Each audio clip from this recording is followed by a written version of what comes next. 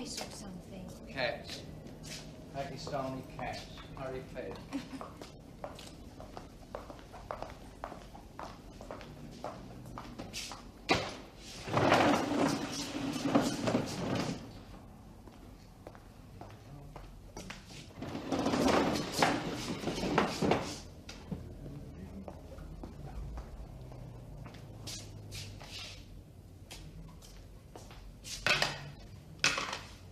Evening, Tom. I got it. It's freezing in here. Coldest June for 150 years. Everything nowadays seems to be the coldest, the wettest, the driest. Hello, Brian. Hello, Gavin. That right? Evening, Tom. Evening, all. Oh, hello, Sean. Oh, Sean. Evening, Sean.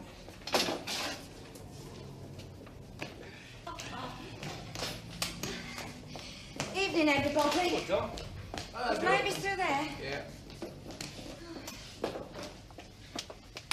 Hello, Adela. Hello, Mavis. Would you believe it? They hadn't any milk. Oh, no. Had to go all the way to that darkie's place. Oh, it's a good little shop. He's open till 10 at night and weekends. Oh, they'll work. I'll say that for them. Filthy they leave things in here. Who was it last? Girl Guides. They should bloody well know better.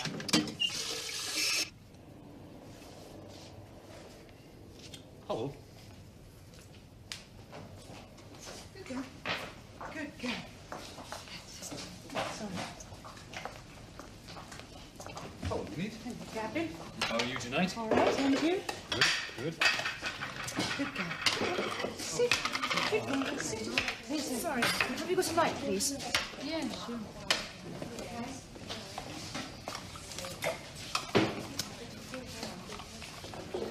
Keep those. Thanks. My heels always come off too.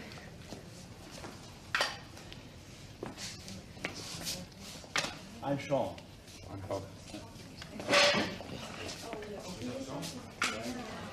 Evening. Hello. Hello, Della. Hello. Hello, How's Suki? She's the one I Little love. Yes, she is. Tea, thanks. Sugar's on the piano. Tea or coffee? Oh, coffee, please. How much is it? Whatever you like, dear. Tea, please, Del. Here I are. First time? What? Yeah. I'm Tom. I'm Yvonne. Right. There you are. Oh, Sal. Hello, Tom. How's it going? What do you want now? It's tough. Take it easy. There you are. And that's for me. Whatever you like. Hello, Tom. Hello, Enid. How is it? It's good to be here. Well, that's why we're here. Coffee? You like? There you are. Do you want tea? Oh, what sort of day did you have, Brian? Not so good. Well, it gets better. Does it? Oh, it really does. Oh, dear. Oh, dear. Hold it. Hang on. Put it in there. First time? First time with this group. I've been shopping around. We're glad to have you. I'm Tom. Bob. Mavis? Done. Bob. Oh, hello. Oh, I see you're a reader. Have you looked at any of our literature? Yes, some of it. Oh, well, if you want any, Gavin will flog it to you. Gavin, this is Frank. Hi, Frank. Glad you're here. Glad to be here, Gavin. Shall we have a coffee? Yeah, thanks. Ron, this is Frank, our speaker for tonight. Nice to meet you, Brian. Hello, Ronald. Tom. Frank. Hi, Tom. Nice to be here. Della, Mavis, this is Frank. Hello, Hi, Della. Frank. Mavis. Nice to meet you. Things to discuss before we begin. Grab Ronald if you can, will you?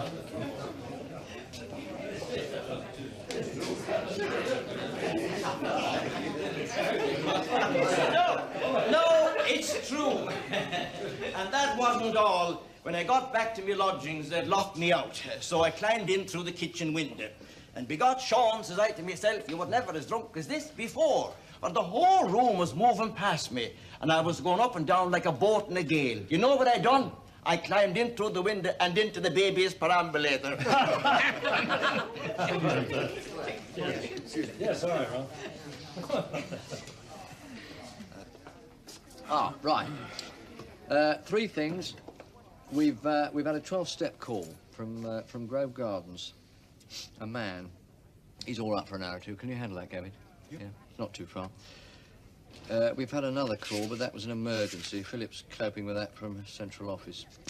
Now, do we want to send a delegate to the convention? If you want an airline ticket these days, you've got to shop around.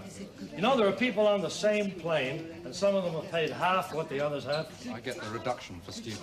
Oh, well, you're okay then. I wish I did. Frank? Oh. Brian, fix the door, would you?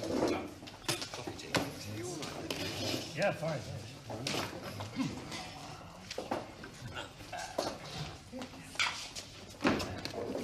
Sit. Good girl. Sit. That's it. We'll begin as usual with a few moments' silence, just to remember why we're all here.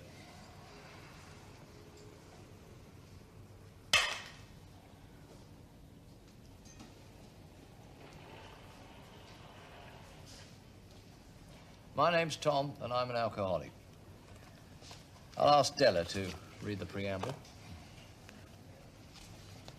Alcoholics Anonymous is a fellowship of men and women who share their experience, strength and hope with each other, that they may solve their common problem and help others to recover from alcoholism. The only requirement for membership is a desire to stop drinking. There are no dues or fees for AA membership.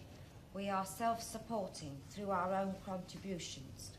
AA is not allied to any sect, denomination, politics, organisation or institution, does not wish to engage in any controversy, neither endorses nor opposes any causes.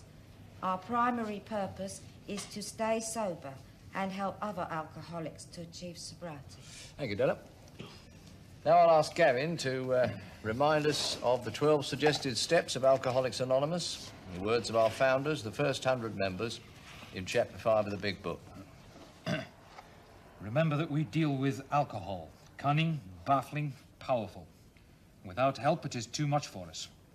Here are the steps we took, which are suggested as a program of recovery. 1, we admitted we were powerless over alcohol and that our lives had become unmanageable. 2, came to believe that a power greater than ourselves could restore us to sanity. 3, made a decision to turn our will and our lives over to the care of God as we understood him. 4, made a searching and a fearless moral inventory of ourselves. 5, admitted to God, to ourselves, and to another human being the exact nature of our wrongs. 6, were entirely ready to have God remove all these defects of character. 7, humbly asked him to remove our shortcomings. 8, made a list of all persons we had harmed and became willing to make amends to them all. 9, made direct amends to such people wherever possible, except where to do so would injure them or others. 10, continued to take a personal inventory, and when we were wrong, promptly admitted it.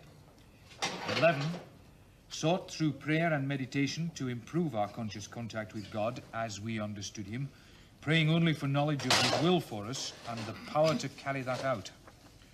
12, having had a spiritual awakening as a result of these steps, we tried to carry this message to alcoholics and to practice these principles in all our affairs. Thank you, Gavin. Well, I'd like to begin by saying that I see one or two new faces here tonight, and I'm sure we all extend them a warm welcome. For their benefit, perhaps I should explain that this is an open meeting. So we have with us some of the people from what we always call upstairs. That is to say, the room where Al-Anon meets. That is the group for husbands or wives or children or any other relatives of alcoholics. Somebody once said to me, the fun of open meetings is that you don't know who's an alcoholic and who isn't. Spot the alcoholic. Our speaker for tonight is from Houston, Texas. Some of you will have heard him before, but in the 5 years I've known him, I've never heard him repeat himself. Well, thank you, Tom. My name is Frank, and I'm an alcoholic. I'd like to say how very glad I am to be here tonight. I traveled quite a lot in the course of my job, and I meet a lot of other people doing the same kind of work. We stay in the same hotels. And when the day's work's done, whether it's London, New York, Brussels, Frankfurt, Tehran, we always seem to meet up in the same bars. Now, people say to me, you lead a romantic kind of life. They think it's one big airline ad. And I say to them, can you imagine, would you believe the loneliness? Those guys sitting along the bar in that swanky hotel, you know, some of them are the loneliest people I've ever met, and I've traveled. They're always looking at their watches, trying to work out the right time to call their wives. And when it is the right time to call their wives, as likely as not, they're too far gone in alcohol to make any sense. Or they're out on the town trying to make sense in some other bar or some club with hostesses or some other place that's always just around the corner. Now, these traveling salesmen, and that's all we really are, even if we're staying in the Dorchester or the Savoy. Well, that's what my esteemed colleagues are mostly doing tonight. Now, some of them may be social drinkers. We don't want to stop the social drinker enjoying himself. We just want to try and help the alcoholic to stop killing himself. And what is an alcoholic? What are we? We suffer from a disease. It's progressive, and there is no cure. Now, it's only 11 years since I joined AA, and why, I'll tell you later. But I can't tell you right now how glad I am not to be boring the pants off some barman. You know, how glad I am that no matter where I am in the world, I've got my little address book, and I can always find myself among friends, real friends. Not just bar friends, but real friends at a local group of AA. Well, now, compared to the Dorchester or the Savoy, you'll forgive me, Tom, this room would seem to lack a little ambiance. Right? But now, already tonight, and I've only met these two fellows before, Ronald, when he visited our group in Houston, I can already sense that feeling of friendship, that warmth that comes between members of AA, because we're sharing. We're sharing a common problem, alcohol. Now, I say friends. Of course we're friends. We've become friends because we've resolved to work on this problem together. And sometimes, in these places far from home and on those black days that we all know so well, at a meeting of AA, I have felt not only friendship, I have felt that these men and women in this rented room are my brothers and my sisters. Doesn't know what he's bloody talking about. Dorchester is a very pretty town in Dorset. Excuse me. I was saying, when did I... Bloody liars don't know a thing. Oh, where the damn lights are. We've all sneaked drinks because we wanted to be 3 or 4 ahead of the rest of the party. And when we got to the party, what did we do? We took a drink and put it behind the record player, and then we took another drink and put it in the bathroom. Then we took a third drink. That was for drinking. The others are just reserved. We've all kept a half bottle in the car and told our host that we needed to go out and check that tire that seemed to be a little low.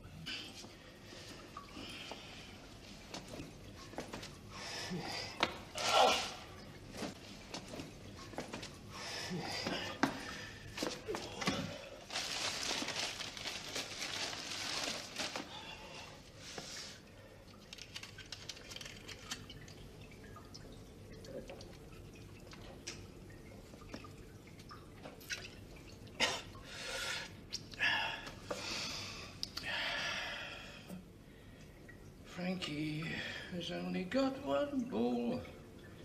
The other is in the Leedstone Hall. His mother has got the other. My Frankie has no balls at all. But it was when I started hiding liquor that I knew I was in trouble.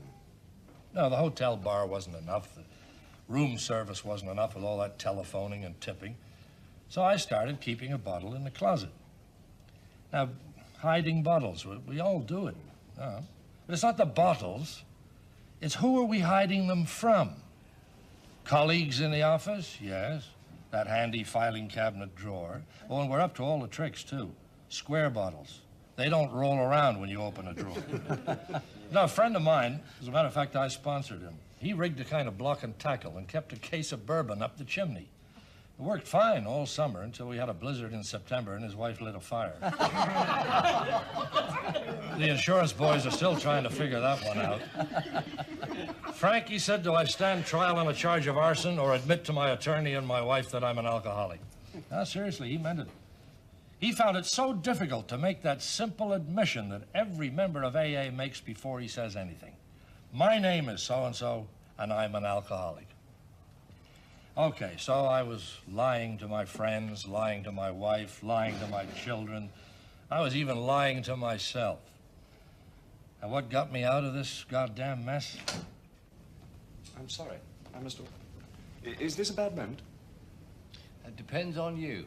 I must have help. I've been going to your group in Norwich. Just moved to London. They gave me the list of addresses, and yours was the nearest. Can't drive, of course. Lost my license and had to walk.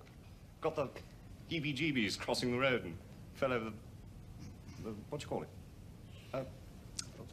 Thing in the middle. Island. I see. Thing is, my wife's just left me. Are you here because your wife's just left you, or because you want to give up drinking?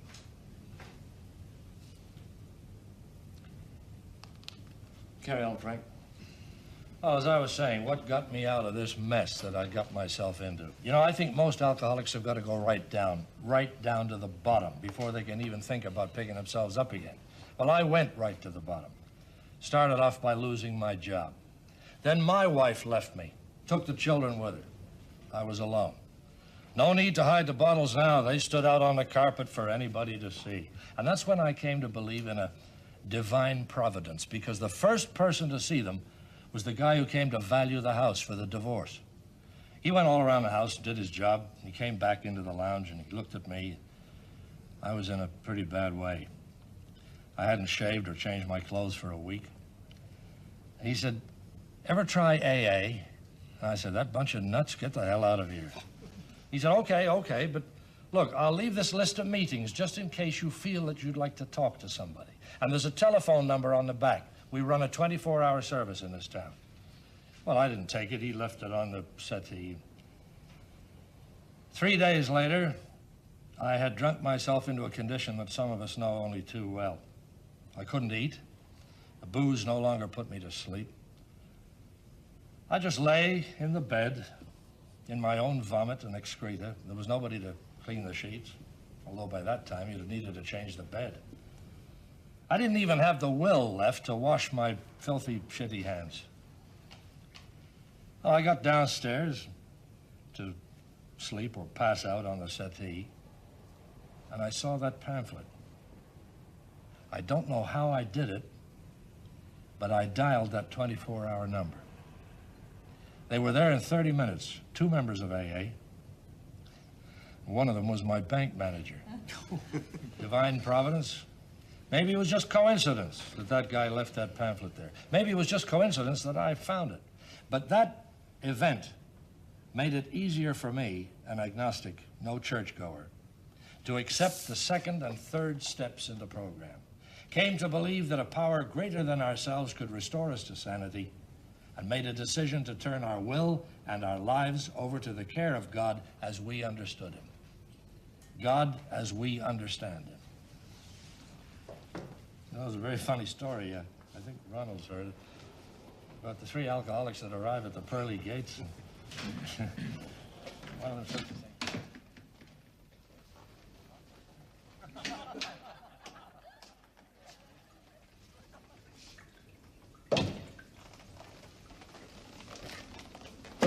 Sorry.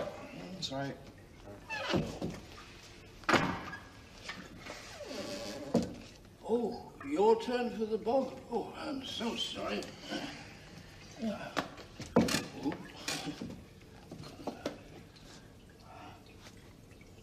Oh, I need to pull the chain. I haven't done anything. Oh, well, I couldn't, could I? Still got my trousers on. Well, it's all yours, all right? I can't stand it. Oh, stand what? When they get to the goblet. Oh, I don't blame you. Oh, I mean, God's all right on church parade with a bit of brass and some drums to back him up. When that lot trot him out like the regimental goats. I think you forgot. Well, I'm afraid I can't offer you one. No. A bit short, you understand. Well, it's all right. It's awfully nice meeting someone of one's own sort at one of these things. Tell straight away, you know. It's a pity we couldn't sit down and have a talk. We have to shout over the top. Yeah. Oh, how very kind. Well, shall we return to the auditorium? Watch the rest of the performance? Oh, got the runs, old chap. Promise all of us. Two things got me where I am tonight and made me who I am tonight. My submission to the will of that higher power and the help and the friendship of my brothers and sisters in AA. Thank you for sharing, Frank. I'm sure that we've all been very impressed with a great deal that Frank has told us, and some of us will have identified with some of his stories. Now the meeting's open for anyone to speak.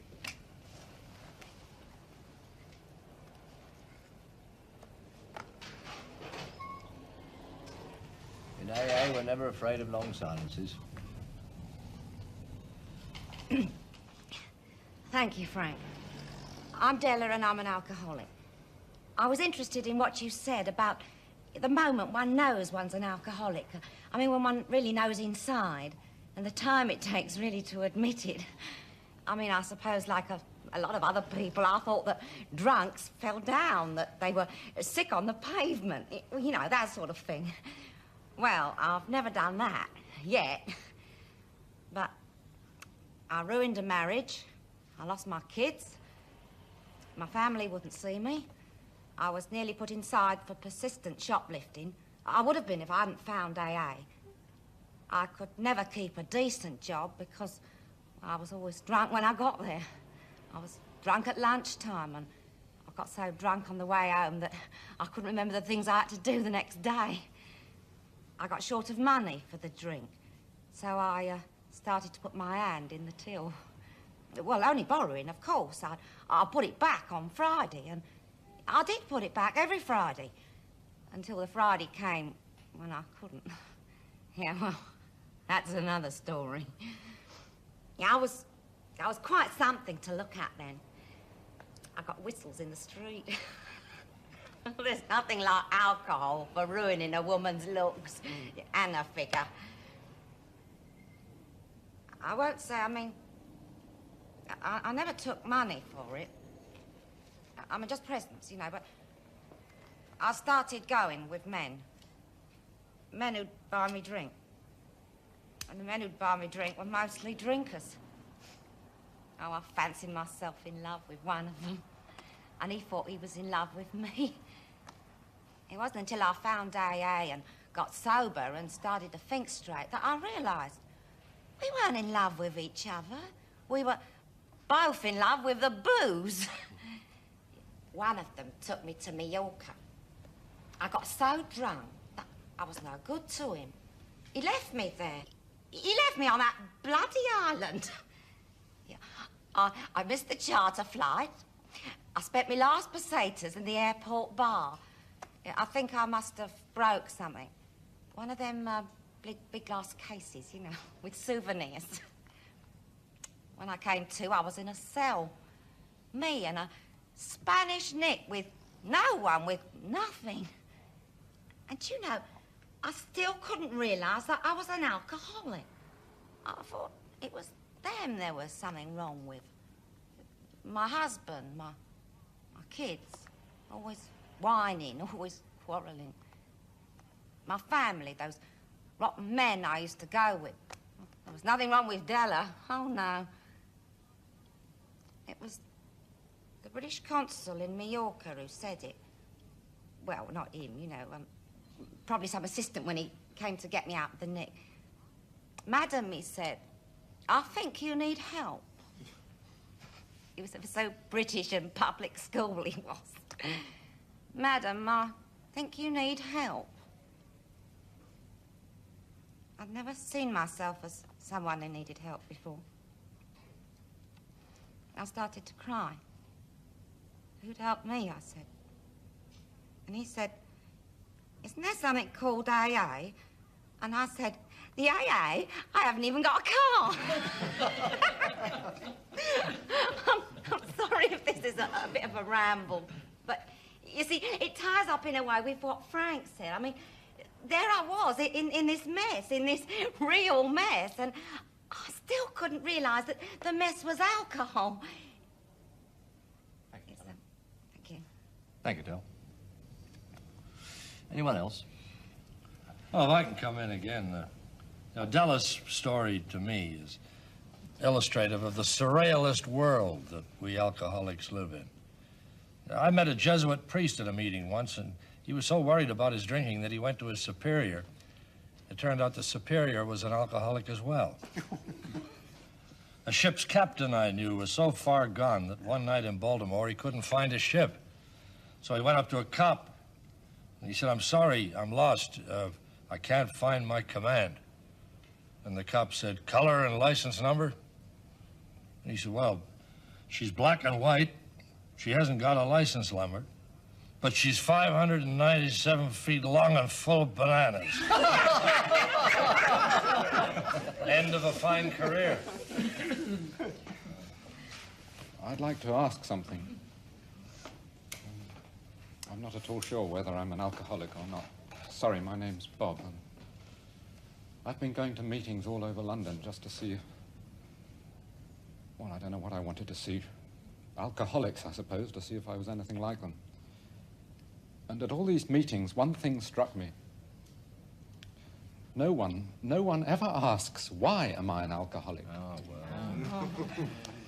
Gavin, would you like to come in on this one? You can spend 10 years asking yourself, why do I drink? Meanwhile, you can drink yourself to death. You know, a lot of us here have got experience in hospital of group therapy, all that. I was in an alcoholic unit. The first thing they asked us to do was write our autobiographies. You know, I went to a psychiatrist once, privately, for 9 months. My parents paid for it. And we went into my relationships with my brothers and sisters, my father and mother, whether I was breastfed, whether I was oral or anal. The one thing he never said to me was, stop drinking now. If you stop drinking, you might find out why you drink. Finding out why you drink will never stop you drinking. I'd like to say something to Bob, if I may. You know, you can intellectualize from now till the day of judgment, but one day you've got to have the guts to put down that glass, and that's not easy. I've had the DTs, shivers and sweats and shakes, all the withdrawal symptoms, and if a drunk is going to give up drink, he's got all that in front of him, whether he knows why he drinks or not. Bob's come here tonight, and he says he doesn't know whether he's an alcoholic or not. Well, if he's here, something must be bothering him. Now, I'd like to ask Bob, have you ever, through your drinking, made a loved one cry? I don't have many loved ones. Alcoholics seldom do. You never talk about anything except the sagas of your drinking and the moral lessons of your conversions. At all the meetings I've been to, I've been repelled by the way you compete. You boast of your degradation because the farther you sank, the more self-satisfied you can be because you've made it, you've reformed. You never talk about the state of our society. In traditional societies, in Africa, for instance, I'm doing anthropology, so I know a bit about it. The drinking's often confined to certain festivals. The drink's homemade, and it fulfills a social function. Then the white man comes along and sells drink in tins and bottles, and they start to drink all the year round. And instead of the occasional therapeutic orgy, you get alcoholism. Look at our society. Some of the worst drinking is amongst the immigrant Irish labourers. We use them so long as we need them. We put them up in bloody awful hostels or leave them to find accommodation in the ghettos. And then we raise our hands in horror because they drink. Well, what else have they got to do but drink? I don't see many of them here tonight. West Indians, they have a drink problem too. Come off it, young man, whatever your name is. The Irish would drink anywhere. Put them in paradise, they'd be making poaching out the back. Yes, but why? I'm not just asking why certain individuals drink more than others, but whole societies. The Finns, for instance, the American Indians. I'm sorry to interrupt, Bob, you know, but a little fellow with a beard, a guy called Lenin, seriously believed that when the Russian Revolution changed society, alcoholism would decrease. Well, I've been to the Soviet Union several times on business, and believe me, AA could do a great job there. I'd like to pick Bob up on one thing he said. He spoke about people being driven to drink. No one has ever been driven to drink. No one has ever driven anyone else to drink. We drink because we have a disease called alcoholism.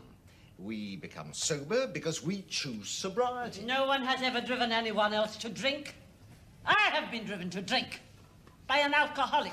I'm sorry, Elizabeth, but you're from upstairs. Members of Al-Anon, spouses and relatives of alcoholics, don't usually speak at open meetings. Give me. I'm Sally, and I'm an alcoholic. I identified very much with what Frank said about the bottles. The shame of those bottles. I live in a flat with 4 other girls. They're all social drinkers. They have a bit too much now and then, but I'm the only alcoholic, so far. Getting the bottles in? Well, I get one of those plastic bags from the supermarket, and I cover the booze with ridiculous things I never eat, like cabbages. Getting the empties out, I have this big briefcase. Haven't we all done it? Before I bought my last briefcase, I measured it against a bottle of my favorite brand. I remember the dimensions now, 11 3/4 inches. All the other girls think I must be so important. I carry around so many papers. I know every rubbish bin between the flat and the office. Squares and gardens are best. They always have one. It's more private than the street. No one to hear that awful clonk. You really do all that too? Oh, I'm sorry, I should say. My name's Yvonne, and I'm an alcoholic. Everyone thinks I'm having this swinging time.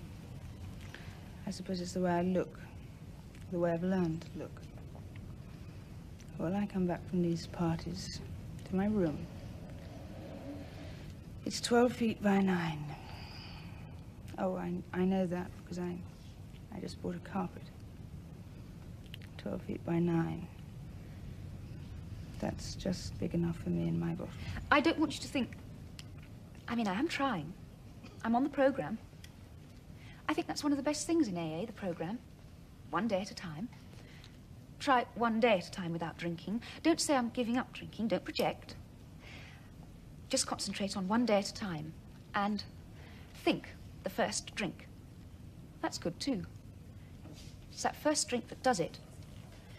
What's the other one? Oh, yes. We're all one drink from a drunk. My last drink was 8 o'clock yesterday morning.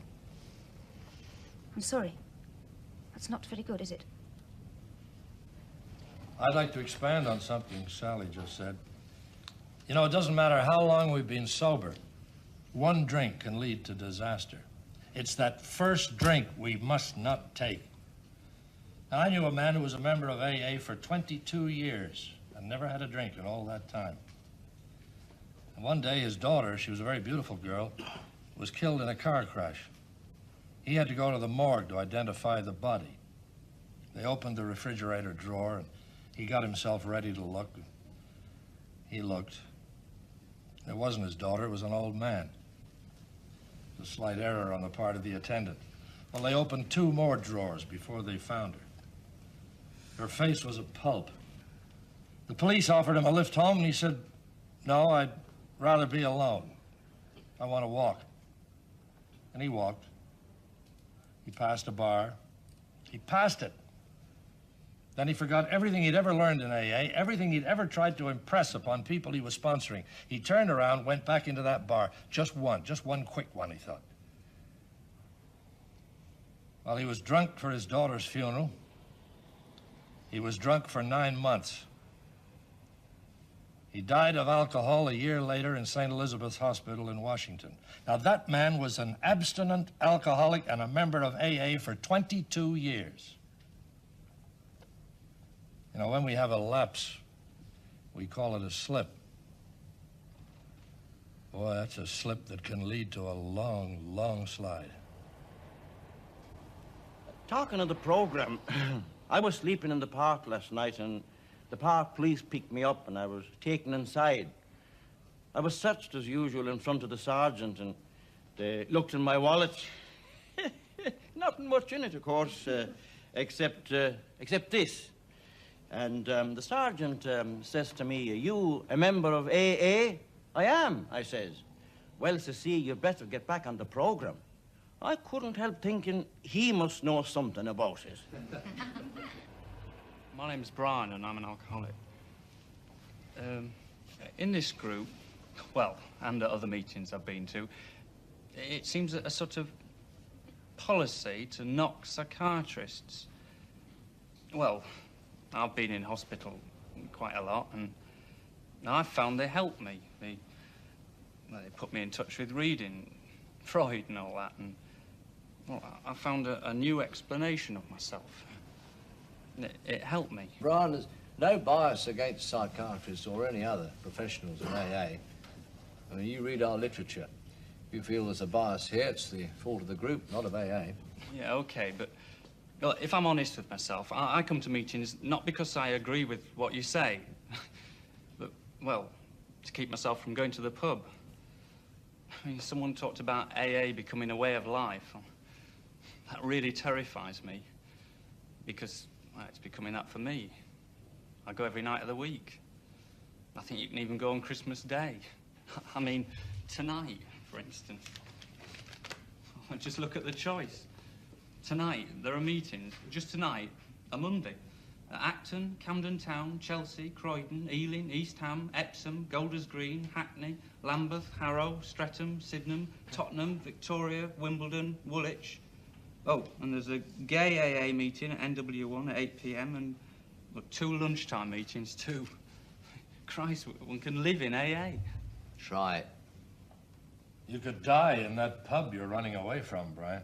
I'm glad to be here tonight. Where would I be if I wasn't here? Like a lot of people, I'd be alone.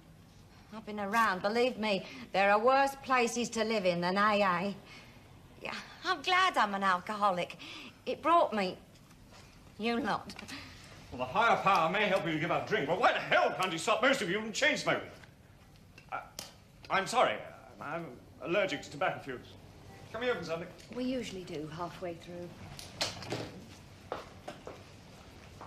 He was talking about psychiatrists. What about doctors? Well, you go to your GP with what I think they now call the presenting symptoms. That should give them a clue, but it bloody doesn't. You present this cretin with heart palpitations, diarrhea, migraine, nausea, catarrh, gastritis. God, I've presented the lot. You breathe booze at him across the desk, but he still doesn't ask, how much do you drink? Well, what do they teach him in medical schools? That seems a bit funny me coming like this. I've had a few today, I don't deny it. Here I am, putting the world to rights. Alcoholics are great people for doing just that. Yeah. You're talking of psychiatrists. As Tom told you, I've been living in Houston, Texas. You may have seen on television one of our most prestigious institutions, Mission Control for the space program. You know, before we sent men to the moon, we screened them with the most sophisticated psychological tests ever devised. Those astronauts were supposed to be the most mature, the most integrated men in the entire United States. And now who's come out and admitted that he's an alcoholic? Buzz Aldrin. Trust a psychiatrist to send a drunk to the moon. My name's Enid, and I'm an alcoholic. I'd like to thank Frank for his talk, which I found very interesting. I was glad that he reminded us that alcoholism is a disease. I believe it's recognized as a disease now by the World Health Organization and the British Medical Association. I was so relieved when I was first told in AA that I was suffering from an illness. And it took away so much guilt. Never thought I'd be glad to be told that I was ill, but I was. I was grateful to Frank for speaking so openly about the physical things that go with drinking. I've looked after my father for 15 years. He's an alcoholic. Whether his drinking drove me to drink, I can't say. I have to take responsibility for that, don't I? But people who haven't looked after an alcoholic, And he's senile now, as well as permanently drunk. Not too senile to get down to the nearest off-licence. But they can't imagine what it's like. You see, he's had a colostomy. So he has a plastic bag here for his bowels. Of course, he can't manage it, so I have to, as best I can. Well, they've made a lot of improvements, but just try fixing that thing to someone with a bottle and a half of whiskey inside him. Especially when you're drunk, too. I have been sober for nearly 4 weeks now, but I sometimes think, when people talk about their problems, their depressions, but it's the physical horrors of life that sometimes get me down. I come here quite neat and tidy. I sometimes wonder if anybody knows what I go back to. What I'll go back to tonight. But I can go back. Because I've been here. Thank you. My name is Elizabeth, and I am not an alcoholic. I come from upstairs, Al-Anon, and there is something I must say or I will burst. At all the meetings I've been to, here and in other groups, there is one thing that is never mentioned. Sex. Sex in relation to alcohol. I'm sorry, Elizabeth. There are no rules in AA, but in this group at open meetings, we do prefer it if people from upstairs don't speak. Now, look, why don't you raise this at Al-Anon? Do you think I haven't tried? Perhaps it's because there are men and women there, but they all clam up. It makes me think sometimes that sex is the key to the whole business, and you won't admit it. Especially you men won't admit it. After the meeting, some of us go to the Wimpy round the corner. I'm sure, Elizabeth, you would have an attentive audience. Oh, bloody hell. Anyone else like to come in? This is the first time we've really got down to it. I'd like to hear I've got the lady against the chair. I think she should be allowed to speak. Give her a chance. Anyone else like to take the chair? What to do, I'm making out. But, you know, we sit upstairs, we non-drinkers, or social drinkers, and we talk about what it's like to live with an alcoholic, how to deal with an alcoholic. Don't nag, don't empty bottles down the sink, accept it's his or her problem, not ours. Then, at 9 or 10 o'clock, we go home to our alcoholic. And what is the first thing we are faced with? The thing we never talk about, bed. I speak as a woman. Perhaps a man can speak later. You get into bed, and you don't know, even after all this time, you never know just how drunk he is. Oh, you've got used to the smell on his breath. You can even get to love it. It's him. Sometimes I think we women are such idiots, we could get to love anything. So, it begins. This act that was once so natural, so beautiful. But now you are thinking, can he make it? What will happen?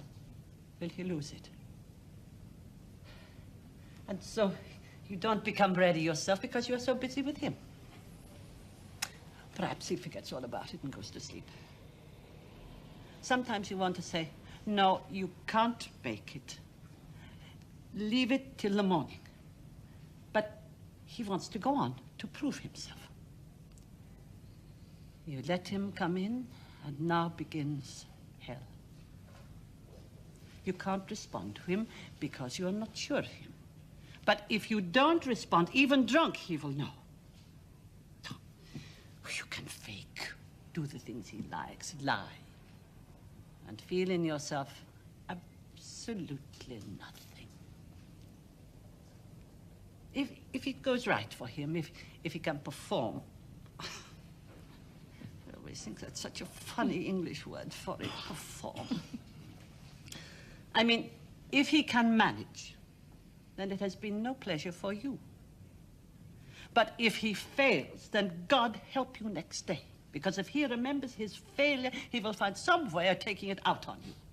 And then he will need more booze to get back his male pride. I must seem to you just a neurotic woman going through the menopause. But I need help as much as anyone here. You don't have the monopoly of suffering, you alcoholics, as you sometimes seem to think. My friends say, forget him, go off and have an affair. I wouldn't know how to respond to a man anymore. Now he is completely impotent. Oh, it's simpler, really. We've given up trying, made an uneasy sort of peace. When we do the dishes, we walk round each other in circles so as not to touch. When he's sober, I try to talk about our love life. And the minute I start, he gets up for a drink. Somebody here has said, no one can drive anyone else to drink. He has driven me. Half a bottle. But I can't drink. So I'm sick. I think in your big book it is called revenge drinking. I try everything. I make love to myself to keep my body quiet. I suppose I'm too old or not emancipated enough to do it without guilt. But then I think, I know women whose husbands don't drink at all, and they seem to have most of the same problem. So, is it the drink? Is it him? Is it me?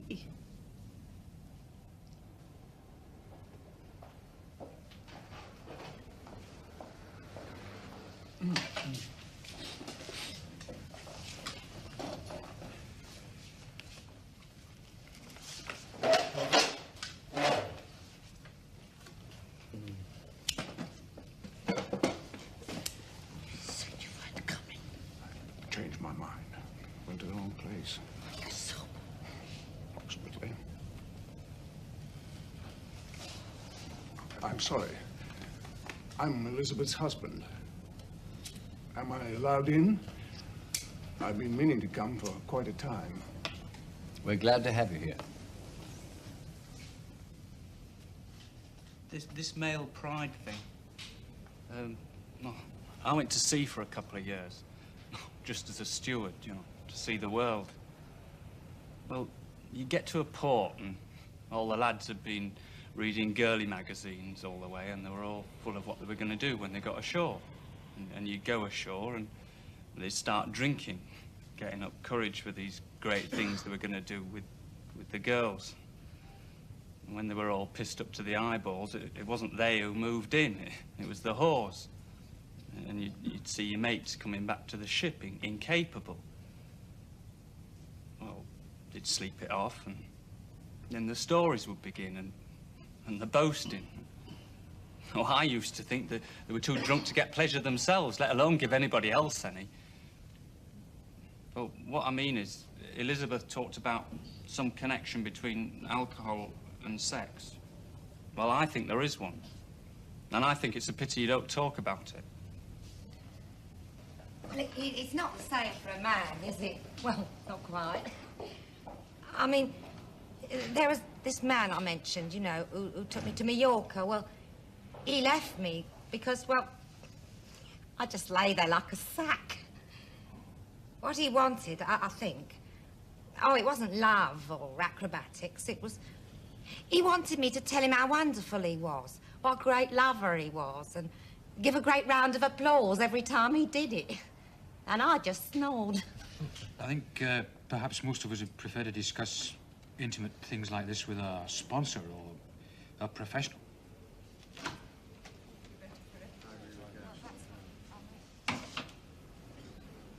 Are you all right?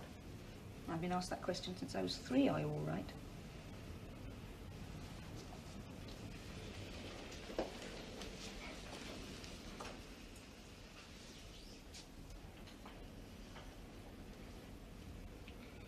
What do you think of them?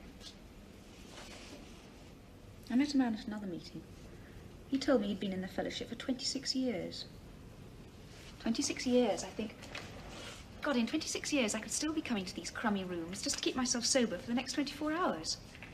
I think sometimes, God, is it bloody worth it? Isn't it better to die of the stuff? It's a slow death. That can take 26 years, too. Do you have a sex problem? Yes. That may be why we drink. Didn't you come out to go in there? No, I came out to talk to you. Some of the others go to the Wimpy afterwards. Let's go somewhere else. Pub. When did you have your last drink? Yesterday morning before I went to work. Mine was closing time Thursday. I've done 4 days. One day at a time. God, I loathe them. I hate their smugness. Their vapid sort of religion. I hate all this Christian name stuff the minute you meet. I despise their confessions, the way they compete, the dreadful language their awful little leaflets are written in, their American heartiness and chumminess, their ghastly slogans, all this shaking hands. But I think they know about drink. I don't think they know anything else, but I think they know about drink. Because they're all drinkers. Or have been. And some of the stories they tell about their drinking scare the living daylights out of me. I mean, I'm not sick on the carpet and I don't fall downstairs. Yet? Yet. But I've just realized what they mean by a blackout. A memory loss. I'm starting to have them. I use a bike. I've lost it. I've no recollection of when or where I last used it. Can you accept their first step? That you're powerless over alcohol and that your life has become unmanageable? Bloody easily. That's just about where I am. A surprising number of alcoholics come from religious backgrounds. I didn't. My father was a devout atheist, a socialist. The house was full of books against God and against the church, and copies of a little magazine that devoted its time to the abolition of the deity. So it didn't come easy to me, this acceptance of a higher power. But as I explained to so many people I was sponsoring who had the same difficulty, your higher power needn't be God on a cloud. It could be some place you like to sit. You don't know why. It could be the way you feel when you hear a favorite bit of music. Or your little daughter's face when she holds up her arms and says, "Good night, Daddy." I'm sorry, just to remind you, I lost my family through drink. My daughter's 30 now. Now that I'm sober, we've become friends again. But I lost those days. I lost them. And they don't come again. You know, you see people at their first AA meeting, prosperous people, perhaps, accustomed to the best. They look at the places where we meet, and you can see them thinking, what am I doing here? The stacking chairs and the plastic cups and sometimes the paint peeling off the walls. Well, I owe my life to these rooms. I'm sorry, I came in the middle of what you were saying. But you were talking about this higher being thing. I have a genuine difficulty over that. You see, I'm a Marxist. I'm a Marxist, too. You seem surprised. Perhaps you'd be even more surprised if I told you I was a hippie. Oh, I'd hair down to here, beard, beads, the lot. Reacting against the drink culture of our parents, we took to drugs. The road to Kathmandu, been there. A lot of us died, you know. There should be a memorial to those that died for the cause. Except that now most of us really can't remember quite what the cause was. I got off drugs, and like a lot of people that do, I took to drink. My father, in his ignorance, was relieved. He'd rather I was a piss artist than a junkie. I won't say I was a Marxist, because I still am over most things, but Christians, Jews, members of most religions have a remarkable ability to accommodate, absorb heresies, big and little irregularities that seem to conflict with their basic beliefs. Like an old Jewish gentleman using the oven clock so he can have hot soup on the Sabbath. Or a Christian who privately doesn't believe in the virgin birth or the divinity of Christ. Well, I've found that as a Marxist, I can just about accommodate some sort of idea of a God. Just about. You all seem to be something. I'm nothing. Perhaps I drink because I am nothing. I was on a drugs charge once. And you know what the magistrate called me? He said, "You're just a clothes horse." You know, a clothes horse. You open and shut it. And there's nothing there. Just plastic wire, air, nothing. Nothing without clothes. I saw a good slogan at a meeting somewhere once. Love yourself. God doesn't make junk.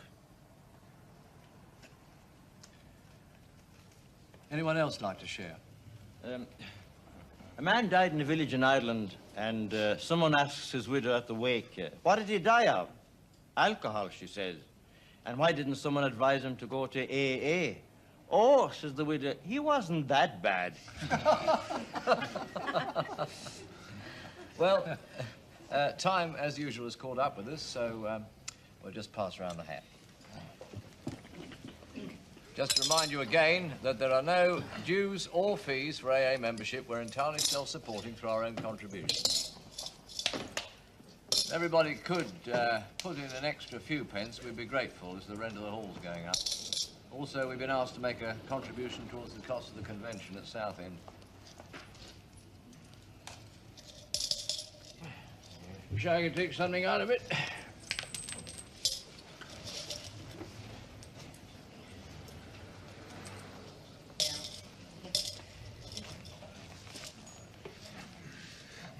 Christ almighty.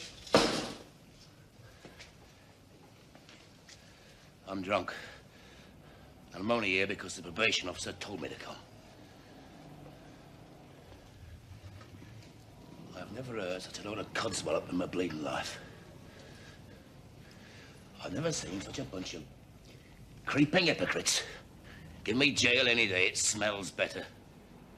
Is this all you do? Is this all you do? Sit round here night after night, boring the bloody asses of each other? After he was asleep? Oh. Well, if you weren't, you bloody looped it. Well, he was. Christ, he still is. Hey, Jock! Prepare thyself for the second coming, mate. The Apostles is handing out tea and biscuits for free. Yeah. Where do you get all your money from, eh? That's what I'd like to know. We are entirely self-financing through our own Don't you give me all that. I'll tell you who's behind Alcoholics Anonymous. The CIA. Now, if they're not, they don't know their bloody job. An organisation of 1 million drunks all over the world. What a sitting target for blackmail and bribes, eh? Hey? You ask him there. You ask him to put his hand on your big book and swear he's not from the CIA. You know where I'm going now, don't you? You can guess. I'd soon have my pint and a chaser and a bit of bloody pride.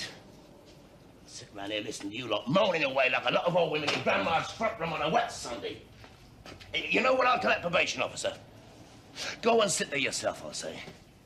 Before you send the likes of me to disgrace myself in front of the middle classes. I'd sooner clean up slops. That's shit too, but it doesn't make the sign of the bloody cross.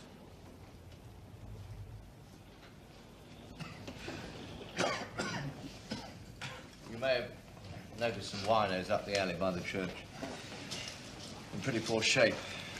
Maybe he needs to go down that far before he comes back to us again. So long as he doesn't leave it too late.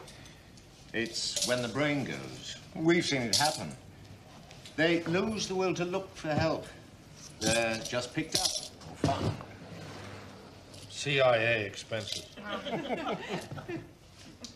I tried, he wouldn't come back. Well, close, as usual, with the Serenity Prayer. Those who wish to do so may join in using the word God in the way that he or she understands it. God grant me the serenity to accept the things I cannot change, the courage to change the things I can, and the wisdom to know the difference. Thank you very much. Right. I'll see you.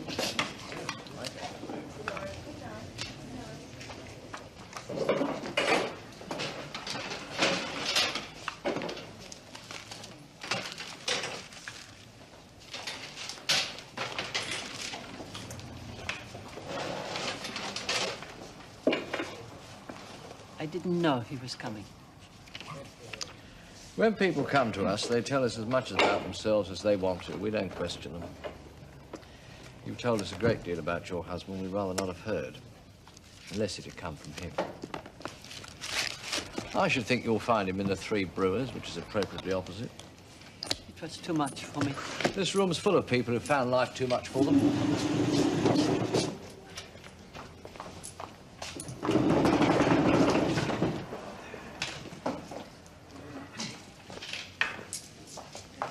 How are you doing, Edith? It's not easy, especially at night. Well, it gets better. Just try not drinking tonight. If you can't manage it, try not drinking for an hour. And tomorrow the same. If you can't manage a day at a time, try an hour at a time. And get to the meetings every day if you can. Here's the list.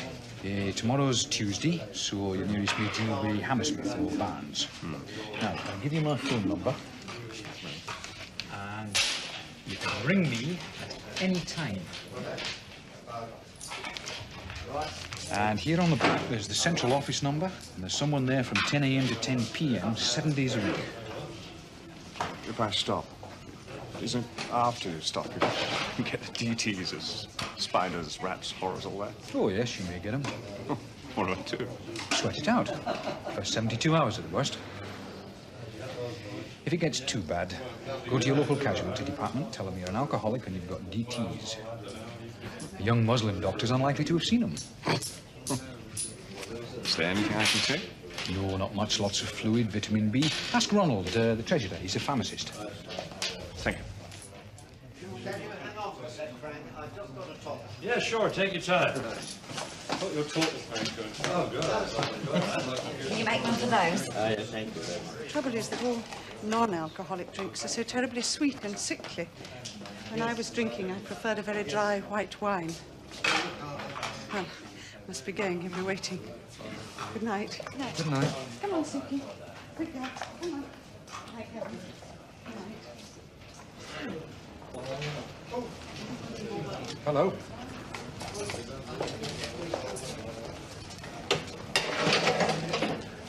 I can't remember which meeting I've come to. Nearest tube's Notting Hill Gate.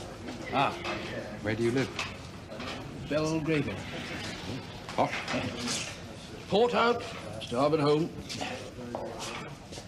I bet you don't know the origin of the word, Port cabin out, you see. Starboard home. Keeps you out of the sun both ways. Going to India and returning. Were you in India? Wasn't in India. Served in India. Royal Fusiliers, Temple Regiment, private. Major. Acting Lieutenant Colonel. Instant dispatches. What do you do now? I would tell you, if you promise not to tell anybody. I promise. I demonstrate. What? On marches and things? Protest? No, must be mad. Do I look like a hairy? I demonstrate things. What sort of thing? Big stalls, exhibitions and so forth. Now they need somebody who can speak the King's English. No.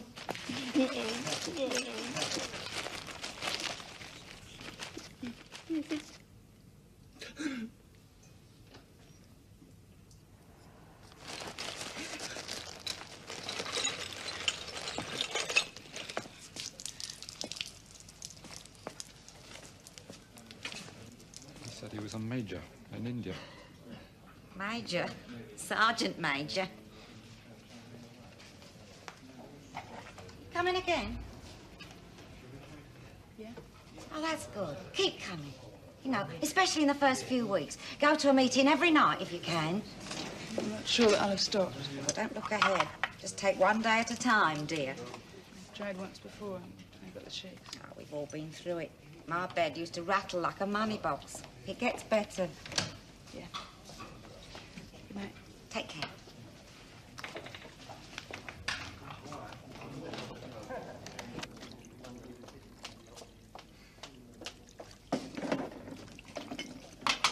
Tom was right. It was wrong for Elizabeth to speak. We're always learning. Oh, God, what she said. That was my sex life with Tom. For 8, 9 years. Till I was so far gone I stopped caring. You know, in all our meetings, all our works for the group, that's the one thing Tom and I have never talked about. What got me down was... Oh, it's so long ago it doesn't matter now. We were both just Commonwealth Garden members then. Still drinking. Off for a month and then on again and worse. Tom was having an affair with a girl in the group. Well, I suppose everybody knew about it except me. Did you know? Yeah. Took me a long time to forgive you all for not telling me. My only consolation was most of the time they must have been too pissed to do anything. How is it now? What? Well, that. With Tom. When we both stopped drinking, I mean really stopped for the last time, everything got better.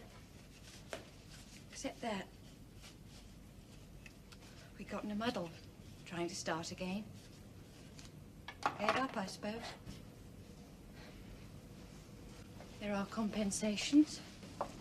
What? Sort of calm. Boredom.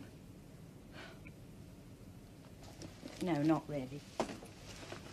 Not if one works the programme. What a lot of fuss we made about it, didn't we?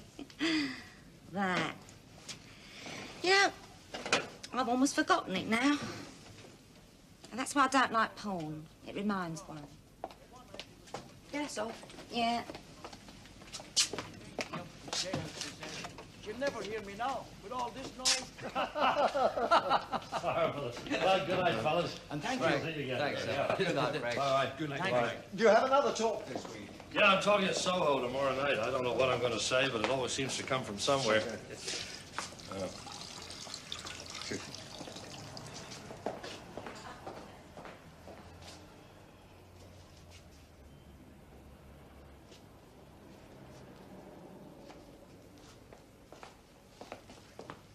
Well, I'll say good night then.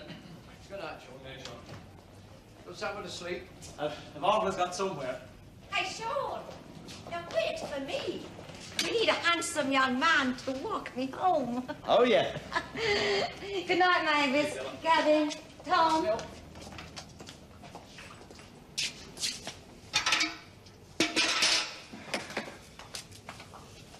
There's always an Irishman.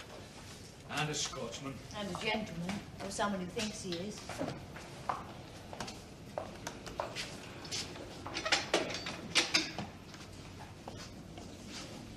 Yeah, I didn't know you were a Marxist. Oh, I'm only a penguin fellow traveller. Well, you go to meetings? Yeah, tomorrow night. Stops one missing the boozer. Good night, Gavin. Oh, Tom. I had a slip last week.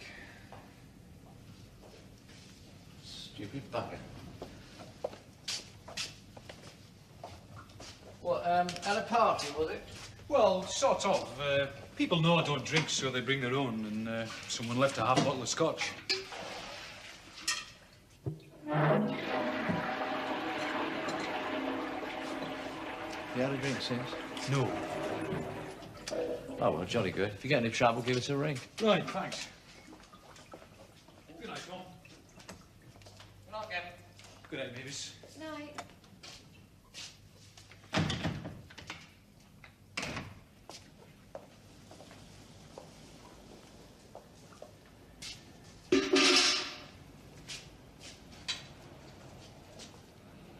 Okay, then? Yes.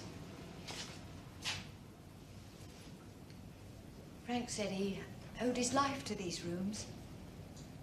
We live in these bloody rooms, you and me. Not now, for God's Oh, sake. but that's it's always not now. Not now for a holiday, not now for talking. It was not now for having children. Not now, and then it's not ever. What did you ask for 5 minutes ago? The serenity to accept the things you cannot change.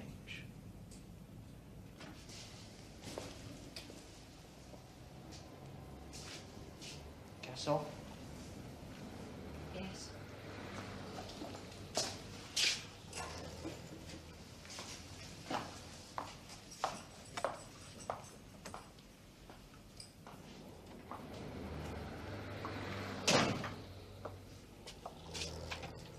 I'm Mavis. Check.